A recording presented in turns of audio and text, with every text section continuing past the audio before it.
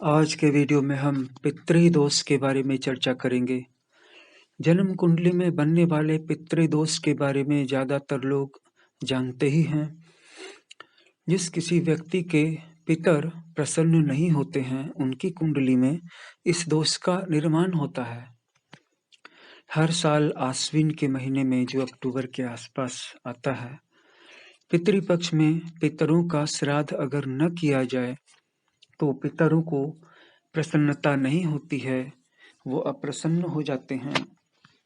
श्राद्ध कर्म में अगर भाग न लिया जाए तो इससे भी पितरों का आशीर्वाद मिलना बंद हो जाता है और अपने पितरों की आत्मा की शांति के लिए पूजा पाठ नहीं करने से भी यह दोष हावी हो जाता है। आप जो कुछ भी पूजा पाठ अपने घर में रोज करते हैं, उसमें से कुछ देर कुछ पवित्र मंगलमय वैदिक आर्य श्लोकों का पाठ अपने पितरों के लिए जरूर कर सकते हैं। अगर कुछ भी समझ में नहीं आ रहा है तो गायत्री मंत्र का जप, राम नाम का जप और शिव नाम का जप उनकी शांति और मुक्ति की प्रार्थना के लिए करें, तो इससे भी आपके पितर प्रसन्न हो जाएंगे और आपको परेशान करना छोड़ देंगे और उनका जो सपोर्ट है, उनका आशीर्वाद, उनकी हेल्प आपको कदम कदम पे मिलने लगी, जो आपको महसूस भी होने लगेगी।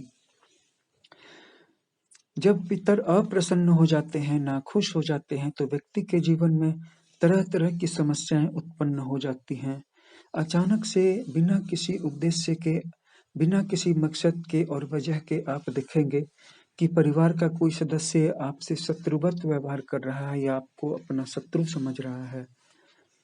वो जीवन साथी हो सकता है, वो भाई हो सकता है, वो माता हो सकती है, वो पिता हो सकते हैं या कोई और परिवार का मेंबर हो सकता है। अचानक से देखेंगे कि उससे संबंध लगातार बिगड़े ही हुए हैं।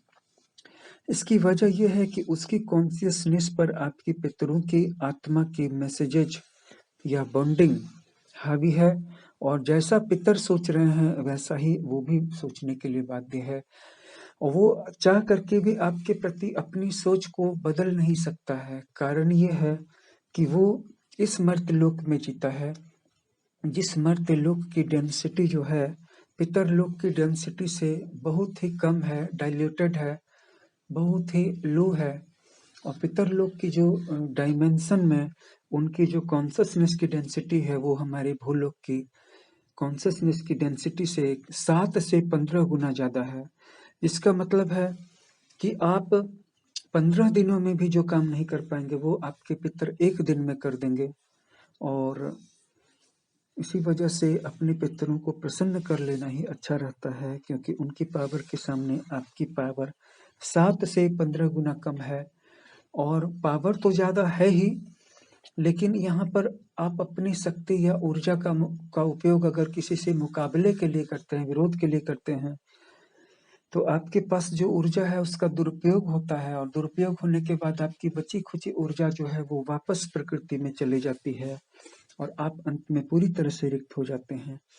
यहाँ पर आपको किसी का विरोध नहीं करना है, चाहे वो भूलोक के प्राणी हों, चाहे वो पितरलोक की आत्माएं हों, सबका सम्मान करना है। सबके साथ जो भी गलतियां हुई है उसके लिए माफी मांग लेनी है और सबकी शांति के लिए कुछ न कुछ करना है।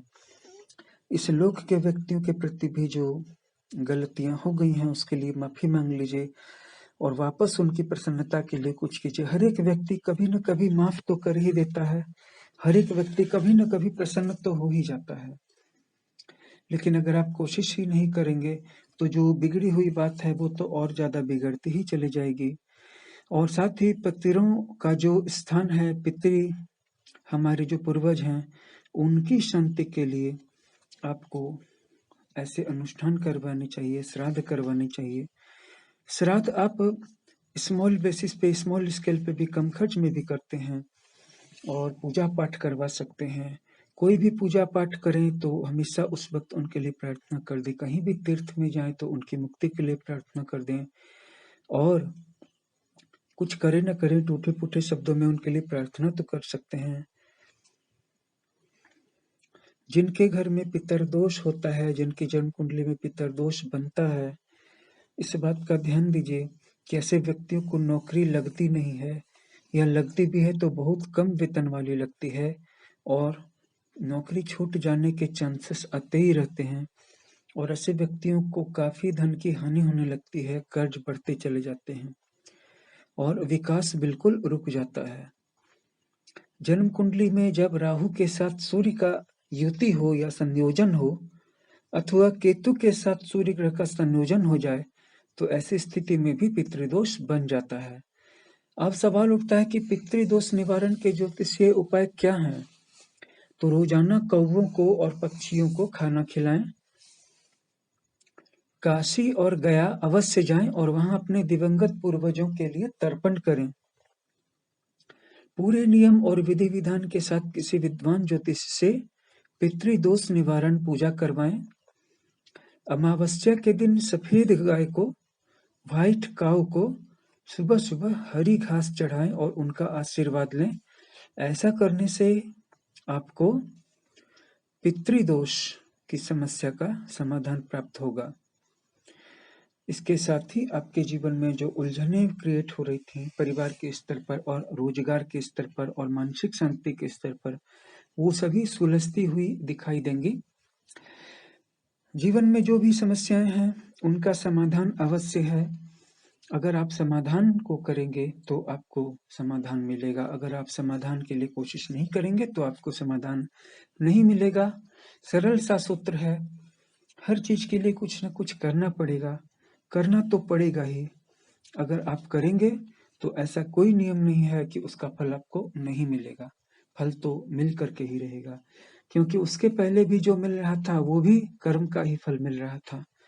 तो ऐसा हो ही नहीं सकता कि इस बार जो भी आप निवारण के लिए, शांति के लिए समाधान करेंगे उसका कोई फल ना मिले।